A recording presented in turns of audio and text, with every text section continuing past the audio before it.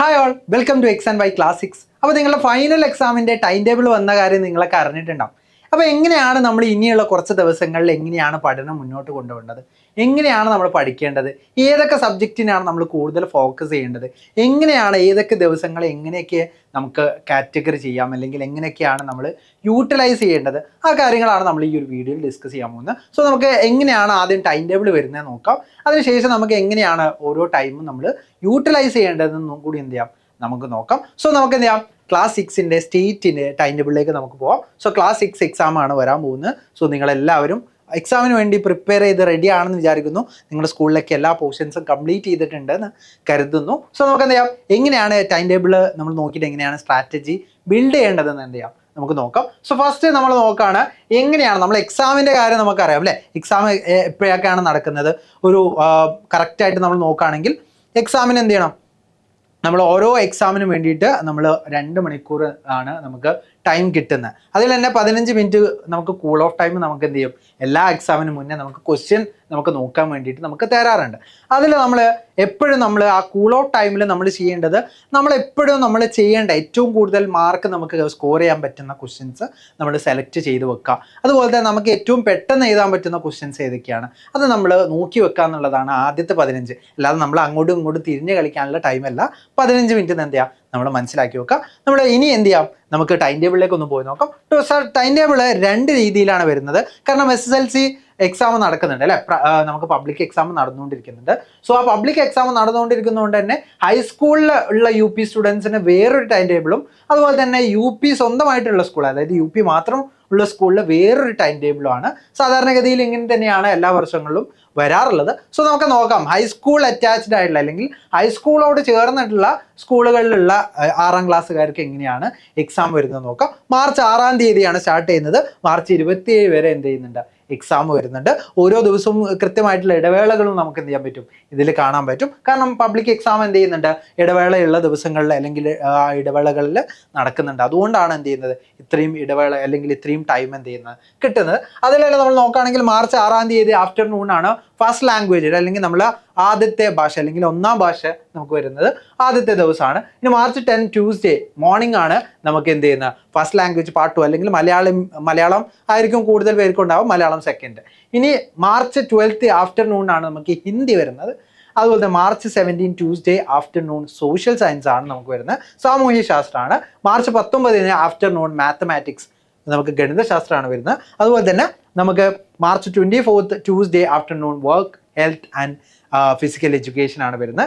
അതുപോലെ തന്നെ നമുക്ക് മാർച്ച് 26ാം തീയതി തേഴ്സ്ഡേ ആണ്, നമുക്ക് വ്യാഴാഴ്ചയാണ് നമുക്ക് മോർണിംഗ് ബേസിക് സയൻസ് അല്ലെങ്കിൽ അടിസ്ഥാന ശാസ്ത്രമാണ് വരുന്നത്. മാർച്ച് 27 ആഫ്റ്റർനൂണിന് ഇംഗ്ലീഷാണ് വരുന്നത്. ഇങ്ങനെയാണ് HS റിലേറ്റഡ് അല്ലെങ്കിൽ HSനോട് അറ്റാച്ച് ചെയ്തിട്ടുള്ള സ്കൂളിലുള്ള ടൈം ടേബിൾ എന്ന് പറയുന്നത്. ഇനി നമ്മൾക്ക് UP മാത്രമുള്ള സ്കൂളുകളിലുള്ള ടൈം ടേബിൾ നോക്കാം. UP മാത്രമുള്ള സ്കൂളുകളിൽ അവർക്ക് സ്റ്റാർട്ട് ചെയ്യുന്ന 18ാം തീയതി തുടങ്ങി 27ാം തീയതി വരെയാണ് എന്ത് ചെയ്യുന്നത്, എക്സാം കണ്ടക്ട് ചെയ്യുന്നത്. സോ ഈ ഒരു എക്സാമിൽ 27ാം തീയതി വരെ അല്ല, 30ാം തീയതി വരെ എക്സാം നടക്കുന്നുണ്ട്. പക്ഷേ നിങ്ങൾക്ക് 27ാം തീയതി വരെയാണ് എന്ത് ചെയ്യുന്നത്, എക്സാം നടന്നുകൊണ്ടിരിക്കുന്നുണ്ട്. സോ ഇതിൽ നമ്മൾ നോക്കുന്ന സമയത്ത് നമുക്ക് എന്തുണ്ടാ ഒരു എക്സാം കൂടി ഉണ്ട് കേട്ടോ. 30ാം തീയതി ഒരു എക്സാം ഉണ്ട്, ബാക്കിയുള്ള എക്സാം 30ാം തീയതിയാണ് വരുന്നത്. സോ മാർച്ച് 18ാം തീയതി ബുധനാഴ്ച മോർണിംഗ് ആൻഡ് ആഫ്റ്റർനൂൺ നമുക്ക് കറക്റ്റാണ് കേട്ടോ, എനിക്ക് തെറ്റിപ്പോയതാണ്. മോർണിംഗ് ആൻഡ് ആഫ്റ്റർനൂൺ നമുക്ക് എക്സാം ഉണ്ട്, 2 ടൈമിൽ നമുക്ക് എക്സാം ഉണ്ട്. ആദ്യം നമുക്ക് 1ാം ഭാഷയും 2ാം ഭാഷ ഉച്ചയ്ക്ക് ശേഷമാണ് വരുന്നത്. അതുപോലെ തന്നെ മാർച്ച് 19ാം തീയതി തേഴ്സ്ഡേ ആണ് നമുക്ക് എന്ത് വരുന്നത്, മോർണിംഗിൽ ഇംഗ്ലീഷ് വരുന്നത്. അപ്പോൾ ഒരു ദിവസം തന്നെ 2 എക്സാം വരുന്നുണ്ട് കേട്ടോ. അതുപോലെ തന്നെ മാർച്ച് 23 മോർണിംഗ് ബേസിക് സയൻസ് ആണ് വരുന്നത്. അതുപോലെ മാർച്ച് 24 ആഫ്റ്റർനൂൺ മാത്തമാറ്റിക്സ് ആണ് വരുന്നത്. March 25 morning work, health and physical education ആണ്. അതുപോലെ തന്നെ March 26 Thursday morning social science ആണ്. അതുപോലെ തന്നെ മാർച്ച് 27 ആഫ്റ്റർനൂൺ ഹിന്ദിയാണ്. അപ്പോൾ 27ാം തീയതി വരെയാണ് 2 പേർക്കും എന്ത് ചെയ്യുന്ന എക്സാം വരുന്നത് കേട്ടോ. 2 പേർക്കും എക്സാം വരുന്നത് 27ാം തീയതി വരെയാണ്. സോ 27ാം തീയതി വരെ എന്താണ് നമുക്ക് എക്സാം നടക്കുന്നത്. ഒരാൾക്ക് 18ാം തീയതി സ്റ്റാർട്ട് ചെയ്യുന്ന, മറ്റാൾക്ക് എന്താണ് 6ാം തീയതിയാണ് എന്ത് ചെയ്യുന്നത് സ്റ്റാർട്ട് ചെയ്യുന്നത്. 6ാം തീയതിയാണ് ഇവിടെ സ്റ്റാർട്ട് ചെയ്യുന്നത്. ഓക്കെ, ഈ ഒരു കാര്യം എന്ത് ചെയ്യണം, നിങ്ങൾ കൃത്യമായിട്ട് മനസ്സിലാക്കണം. അപ്പോൾ 2 സെറ്റ് പേപ്പർ ഉണ്ടാവും 2 പേർക്ക് കൂടി കേട്ടോ. അതായത് HS അറ്റാച്ച്ഡ് ആയിട്ടുള്ള സ്കൂളിന് വേറൊരു പേപ്പർ ആയിരിക്കും, അതുപോലെ തന്നെ UP അറ്റാച്ച്ഡ് ആയിട്ടുള്ള സ്കൂളുകൾക്ക് വേറൊരു പേപ്പർ ആയിരിക്കും ഉണ്ടാവുക. അപ്പോൾ അതേപോലെ തന്നെ ഓർഡറിലും, അതായത് എക്സാം നടക്കുന്ന ഓർഡറിലും എന്തുണ്ട്, ഡിഫറൻസ് ഉണ്ട്. സോ ഈ ഒരു ഡിഫറൻസ് എന്ത് ചെയ്യുക, നിങ്ങൾ മനസ്സിലാക്കി വെക്കുക. ഈ ഡിഫറൻസിനനുസരിച്ച് എന്ത് ചെയ്യണം, നമ്മൾ പ്രിപ്പയർ ചെയ്യാൻ വേണ്ടിയിട്ട്. സോ എങ്ങനെയാണ് നമ്മൾ എഫക്റ്റീവ്ലി നമ്മൾ പ്രിപ്പയർ ചെയ്യാൻ നോക്കുക. സോ ഫേസ് 1 നമുക്ക് ആദ്യം നമ്മൾ ചെയ്യേണ്ടത് സ്റ്റെം ഫോക്കസ് ആണ് ചെയ്യേണ്ടത്. ആദ്യം നമ്മൾ സയൻസ്, അതുപോലെ തന്നെ സോഷ്യൽ, മാത്സ്, ഇതിനൊക്കെ എന്ത് ചെയ്യുക, ആദ്യം തന്നെ ഫോക്കസ് കൊടുക്കുക. നമ്മൾ മാർച്ച് 2-ാം തീയതി വരെ, ഇനിയുള്ള ദിവസങ്ങളിൽ മാർച്ച് 2-ാം തീയതി വരെ നമ്മൾ ഫോക്കസ് ചെയ്യേണ്ടത് സ്റ്റെം ആയിരിക്കണം, സയൻസ് വിഷയങ്ങളായിരിക്കണം നമ്മൾ എന്ത് ചെയ്യേണ്ടത്, ഫോക്കസ് ചെയ്യേണ്ടത്. സയൻസ്, സോഷ്യൽ, മാത്സ് ഇതിനായിരിക്കണം കൂടുതലായിട്ട് ഫോക്കസ് കൊടുക്കേണ്ടത്. അതിൽ തന്നെ നമ്മൾ 1.5 മണിക്കൂർ ഡെയിലി എന്ത് ചെയ്യണം, നമ്മൾ ഡെഡിക്കേറ്റ് ചെയ്ത് പഠിച്ചുകൊണ്ടിരിക്കണം. ഇനിയുള്ള ദിവസങ്ങൾ കൃത്യമായിട്ട് മാർച്ച് 2-ാം തീയതി വരെ നമ്മൾ എന്ത് ചെയ്യണം, കൃത്യമായിട്ട് നമ്മൾ പഠിച്ചുകൊണ്ടിരിക്കണം. ഇനി മാത്തിനാണെങ്കിൽ pure problem solving and formulas ആണ്. അത് ഒരുപാട് ഫോർമുലകൾ നമ്മൾ പഠിച്ചിട്ടുണ്ടാവും മാത്സിൽ.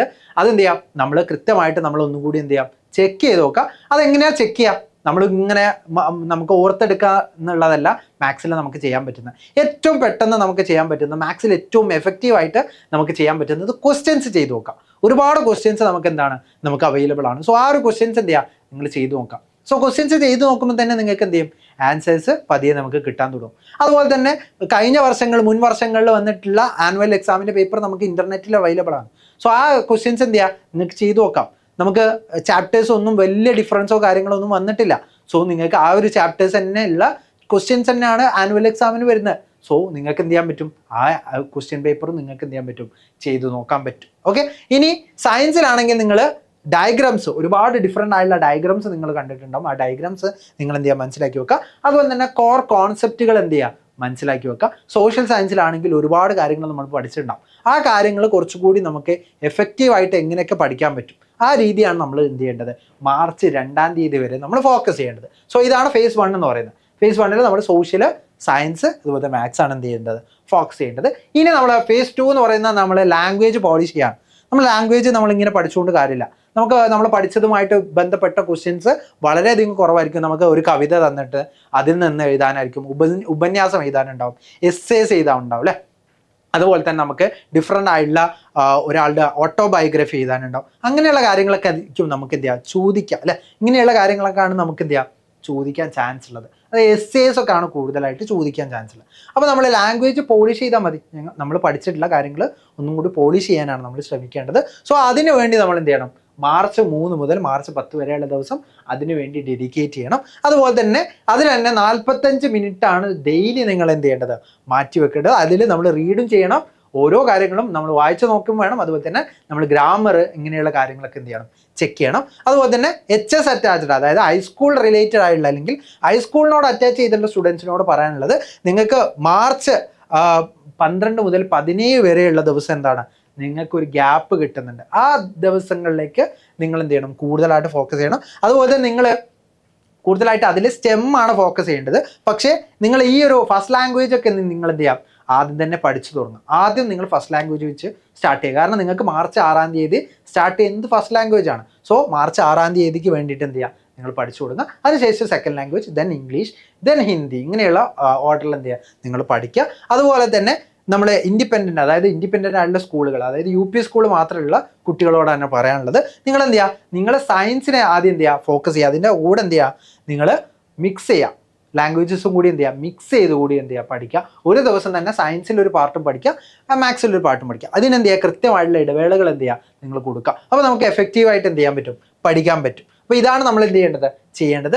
അതുപോലെ തന്നെ നമ്മൾ ഗ്യാപ്പ്, നമുക്ക് കിട്ടുന്ന ഒരുപാട് ഗ്യാപ്പുകളുണ്ട് അല്ലേ. ആ ഗ്യാപ്പ് എങ്ങനെയൊക്കെയാണ് നമ്മൾ യൂട്ടിലൈസ് ചെയ്യേണ്ടതെന്നാണ് നമ്മൾ നോക്കുന്നത്. എക്സാമിൻ്റെ ഇടയിൽ, ഓരോ എക്സാമിൻ്റെ ഇടയിൽ നമുക്ക് കൃത്യമായിട്ടുള്ള ഗ്യാപ്പുകൾ വരുന്നുണ്ട്. അതിൽ നമ്മൾ നോക്കുകയാണെങ്കിൽ ഹൈസ്കൂളിലുള്ള UP കുട്ടികളോടാണ് പറയാനുള്ളത്, നിങ്ങൾക്ക് 4 ഡേ കൃത്യമായിട്ട് നിങ്ങൾക്ക് 12 മുതൽ 17 വരെ നിങ്ങൾക്ക് 4 ഡേ ഗ്യാപ്പ് കിട്ടുന്നുണ്ട്. ആ 4 ഡേ നിങ്ങൾ എന്താ ചെയ്യണമെന്ന് വെച്ച് കഴിഞ്ഞാൽ അതിന് ശേഷമുള്ള എക്സാംസുകൾ ഏതൊക്കെയാണോ അതിന് വേണ്ടി എന്ത് ചെയ്യുക, നിങ്ങൾ കറക്റ്റായിട്ട് ഫോക്കസ് ചെയ്ത് എന്ത് ചെയ്യുക, പോവാം. അതുപോലെ തന്നെ ഇൻഡിപെൻഡൻ്റ് ആയിട്ടുള്ള കുട്ടികൾക്ക് വീക്കെൻഡ് ഗ്യാപ്പാണ് കിട്ടുന്നത്. അതായത് മാർച്ച് 21-നും 22-നാണ് ഒരു 2 ദിവസം ഗ്യാപ്പ് കിട്ടുന്നത്. സോ ആ ഒരു ഗ്യാപ്പ് എന്ന് പറയുന്നത് നിങ്ങളുടെ കേസ് നോക്കുകയാണെങ്കിൽ നിങ്ങൾക്ക് ഒരു ഗോൾഡൻ ഓപ്പർച്യൂണിറ്റിയാണ്. ആ ഒരു ദിവസം നിങ്ങൾക്ക് നന്നായിട്ട് ഫോളോ ചെയ്യാൻ പറ്റും. അപ്പോൾ അതിന് ശേഷമുള്ള എക്സാമിന് എന്ത് ചെയ്യുക, നന്നായിട്ട് ഫോക്കസ് ചെയ്ത് കൊടുത്തിട്ട്, അതായത് 22-ാം തീയതിക്ക് ശേഷം നടക്കുന്ന 23-ാം തീയതി നടക്കുന്ന എക്സാമിന് വേണ്ടിയിട്ട് 21-ഉം 22-ഉം എന്ത് ചെയ്യുക, കൃത്യമായിട്ട് എന്ത് ചെയ്യുക, നിങ്ങൾ കറക്റ്റായിട്ട് ഫോക്കസ് ചെയ്ത് പഠിച്ചുകൊണ്ടിരിക്കുക. അപ്പോൾ നമുക്ക് എന്താണ് അതിൽ മെയിനായിട്ട് വരുന്നത് മാത്സും ബേസിക് സയൻസും ഒക്കെ ആണ് വരുന്നത്. സോ അതെന്ത് ചെയ്യുക, നിങ്ങൾ നന്നായിട്ട് എന്ത് ചെയ്യുക, ഫോക്കസ് ചെയ്യുക. സോ ഇതാണ് നിങ്ങളോട് എന്ത് ചെയ്യാനുള്ളത്, കൂടുതലായിട്ട് പറയാനുള്ളത്. അതുപോലെ തന്നെ നിങ്ങൾ പഠിക്കുന്ന സമയത്ത് ഏറ്റവും ഫോക്കസ് ചെയ്യേണ്ട ഒരു റൂളാണ് 15 മിനിറ്റ്സ് റൂൾ. എന്ത് കാര്യം പഠിക്കുകയാണെങ്കിലും നിങ്ങൾക്ക് ഒരു 20 മിനിറ്റിൽ കൂടുതൽ എന്ത് ചെയ്യാൻ പറ്റില്ല, അതിൽ ഫോക്കസ് ചെയ്യാൻ പറ്റില്ല. അത് ഏതൊരു മനുഷ്യരാണെങ്കിലും അങ്ങനെ തന്നെയാണ്. അപ്പോൾ നിങ്ങൾ എന്ത് ചെയ്യുക, 15 മിനിറ്റ് റൂൾ എന്ന് പറയുന്നത് ഞാൻ ഇനി പറയാൻ പോകുന്ന ഈ ഒരു കാര്യം എന്ത് ചെയ്യുക, നിങ്ങൾ ട്രൈ ഔട്ട് ചെയ്യുക. സോ നിങ്ങൾ എന്താണ് ചെയ്യണമെന്ന് വെച്ച് കഴിഞ്ഞാൽ, read the entire paper calmly before picking up A pen. അതായത് നിങ്ങൾ പഠിക്കുന്ന സമയത്താണെങ്കിലും ഈ 50 മിനിറ്റ് റൂൾ എന്ത് ചെയ്യണം, നിങ്ങൾ മനസ്സിലാക്കണം. 50 മിനിറ്റ് റൂൾ എന്ന് പറയുന്നത് സിമ്പിളാണ്. നിങ്ങൾ 15 മിനിറ്റ് പഠിക്കുക, 5 മിനിറ്റ് ബ്രേക്ക് കൊടുക്കുക, ദെൻ 15 മിനിറ്റ് പഠിക്കുക, 5 മിനിറ്റ് ബ്രേക്ക് കൊടുക്കുക. അല്ലെങ്കിൽ നിങ്ങൾ 30 മിനിറ്റ് പഠിക്കുക, 5 മിനിറ്റ് ബ്രേക്ക് കൊടുക്കുക. അല്ലെങ്കിൽ 25 മിനിറ്റ് പഠിക്കുക, 5 മിനിറ്റ് ബ്രേക്ക് കൊടുക്കുക. ഇതാണ് നിങ്ങൾ പഠിക്കുന്ന സമയത്ത് ചെയ്യേണ്ടത്. ഇനി നമ്മൾ എക്സാമിൻ്റെ സമയത്ത് എന്താണ് ചെയ്യേണ്ടതെന്നാണ് നമ്മൾ ഈ ഒരു കാര്യത്തിൽ നോക്കുന്നത്. സോ നമ്മളൊരു പെൻ എടുക്കുന്നതിന് മുമ്പ് നമ്മൾ എന്ത് ചെയ്യുക, പേപ്പർ ഒന്ന് കൃത്യമായിട്ടൊന്ന് വായിച്ചു നോക്കാം. പേപ്പർ വായിച്ചു നോക്കിയാൽ തന്നെ നമുക്ക് അതിൽ നിന്ന് തന്നെ ആൻസർ കിട്ടാൻ സാധ്യതയുണ്ട്.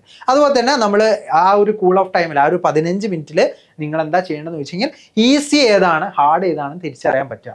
ഇതാണ് ആദ്യം നിങ്ങൾ ചെയ്യുക. നിങ്ങൾ കൃത്യമായിട്ട് പഠിച്ചിട്ടുണ്ടെങ്കിൽ നിങ്ങൾക്ക് ഈസി ക്വസ്റ്റ്യൻ ഏതാണ്, ഹാർഡ് ക്വസ്റ്റ്യൻ ഏതാണെന്ന് നിങ്ങൾക്ക് ഈസിലി എന്ത് ചെയ്യാൻ പറ്റും, മനസ്സിലാക്കാൻ പറ്റും. രണ്ട് തമ്മിലുള്ള വ്യത്യാസം മനസ്സിലാക്കാൻ പറ്റും. സോ ഇതാണ് ആദ്യം ചെയ്യേണ്ടത്. അതിനുശേഷം mentally outline your long essay answers. അതായത് നിങ്ങൾ എന്ത് ചെയ്യുക, നിങ്ങൾ എസ്സേ ക്വസ്റ്റ്യനിൽ ഉപന്യാസങ്ങൾ എഴുതുന്ന സമയത്ത് നിങ്ങൾ എങ്ങനെയാണ് ഓരോ ഉപന്യാസം സ്റ്റാർട്ട് ചെയ്യേണ്ടത്, എത്ര പാരഗ്രാഫായിട്ടാണ് എഴുതുന്നത്, അല്ലെങ്കിൽ എങ്ങനെയാണ് നിങ്ങൾ എഴുതാൻ ഉദ്ദേശിക്കുന്നത്, അത് നിങ്ങൾ ആദ്യം തന്നെ എന്ത് ചെയ്യുക, ഒന്ന് നിങ്ങൾ മനസ്സിൽ കരുതി വെക്കുക എങ്ങനെയാണ് എഴുതേണ്ടതെന്ന്. അതെന്ത് ചെയ്യുക, ആദ്യം ചെയ്തു വെക്കുക. അതുപോലെ തന്നെ നിങ്ങൾ ഒരിക്കലും എന്ത് ചെയ്യരുത്, എക്സാമിന് ടൈമില്ലല്ലോ, ടൈം കുറച്ചേ ഉള്ളല്ലോ എന്ന് വിചാരിച്ചിട്ട് ഒരിക്കലും പാനിക് ആവരുത്. നിങ്ങൾ എന്ത് ചെയ്യുക, കൃത്യമായുള്ള ടൈം എന്ത് ചെയ്യുക, യൂസ് ചെയ്യുക. ആ ടൈം യൂസ് ചെയ്ത് നിങ്ങൾ ആദ്യം തന്നെ ഈസി ആയിട്ടുള്ള ക്വസ്റ്റ്യൻസ് ഒക്കെ ചെയ്യുന്ന സമയത്ത് നിങ്ങൾക്ക് ഒരു കോൺഫിഡൻസ് വരും. ആ കോൺഫിഡൻസ് വെച്ചിട്ട് വേണം ബാക്കിയുള്ള ക്വസ്റ്റ്യൻസുകൾ അറ്റൻഡ് ചെയ്യാൻ വേണ്ടിയിട്ട്. സോ ഈ ഒരു കാര്യം, ഈ ഒരു 50 മിനിറ്റ് റൂൾ അല്ലെങ്കിൽ ഈ ഒരു കൂൾ ഓഫ് ടൈമിൻ്റെ കാര്യത്തിൽ നിങ്ങൾ ചെയ്യേണ്ട കാര്യമാണ് നിങ്ങൾ നോക്കേണ്ടത്. സോ ഇതാണ് എക്സാമിൻ്റെ കേസിൽ സ്ട്രാറ്റജി എന്ന് പറയുന്നത്. പഠനത്തിൻ്റെ കേസിൽ നിങ്ങൾക്ക് 30 മിനിറ്റ് റൂളും ഫോളോ ചെയ്യുക, 50 മിനിറ്റ് ഫോളോ ചെയ്യുക. അതുപോലെ തന്നെ 25 മിനിറ്റിൻ്റെ ആ റൂള് നിങ്ങൾക്ക് എന്ത് ചെയ്യാൻ പറ്റും, ഫോളോ ചെയ്യാൻ പറ്റും. അത് നിങ്ങൾ എന്ത് ചെയ്യുക, കൃത്യമായിട്ട് ഫോളോ ചെയ്യുക. അതുപോലെ തന്നെ നിങ്ങളെ ടൈം ടേബിൾ വന്നിട്ടുണ്ട്. സോ കൃത്യമായിട്ട് എന്ത് ചെയ്യുക, നിങ്ങൾ പഠിച്ചുകൊണ്ടിരിക്കുക. നല്ല രീതിയിൽ നിങ്ങൾ ഈ ഒരു രീതിയിൽ ഫോളോ ചെയ്തിട്ടുണ്ടെങ്കിൽ നിങ്ങൾക്ക് നല്ല രീതിയിലുള്ള സ്കോറിലേക്ക് എന്ത് ചെയ്യാൻ പറ്റും, എത്താൻ പറ്റും. അതുപോലെ തന്നെ ആ സ്കോറിൽ എത്തിക്കഴിഞ്ഞാൽ നിങ്ങൾക്ക് ഒരു സ്ട്രെസ്സും ഉണ്ടാവില്ല. നല്ല രീതിയിൽ അടുത്തൊരു വർഷത്തേക്ക് നിങ്ങൾക്ക് പോകാനുള്ള ഒരു മോട്ടിവേഷൻ കൂടിയായിരിക്കും നിങ്ങളുടെ ഫൈനൽ എക്സാം എന്ന് പറയുന്നത്. സോ നിങ്ങൾക്ക് എന്തെങ്കിലും ക്വസ്റ്റ്യൻസ് ഇതുമായിട്ട് റിലേറ്റ് ചെയ്തിട്ട് എന്തെങ്കിലും ക്വസ്റ്റ്യൻസ് ഉണ്ടെങ്കിൽ നിങ്ങൾക്ക് താഴെ കമൻറ്റ് ബോക്സിൽ ചോദിക്കാവുന്നതാണ്. അതുപോലെ തന്നെ നിങ്ങൾ എക്സാമിനെ പേടിച്ചുകൊണ്ടിരിക്കുന്ന നിങ്ങളുടെ ഫ്രണ്ട്സിന് എന്ത് ചെയ്യുക, ഈ ഒരു വീഡിയോ ഷെയർ ചെയ്ത് കൊടുക്കുക. എങ്ങനെയാണ് പ്രോപ്പറായിട്ട് എക്സാമിനെ മുന്നോട്ട് കാണേണ്ടത്, എല്ലാ കാര്യങ്ങളും നിങ്ങൾക്ക് കിട്ടിയിട്ടെന്ന് വിശ്വസിക്കുന്നു. നിങ്ങൾ കിട്ടിയിട്ടുണ്ടെങ്കിൽ നിങ്ങൾ എന്ത് ചെയ്യുക, ചാനൽ ഒന്ന് സബ്സ്ക്രൈബ് ചെയ്യുക. അതുപോലെ തന്നെ വീഡിയോ ഒന്ന് ലൈക്ക് ചെയ്യുക. നമുക്ക് നെക്സ്റ്റ് വീഡിയോയിൽ കാണാം. So thank you.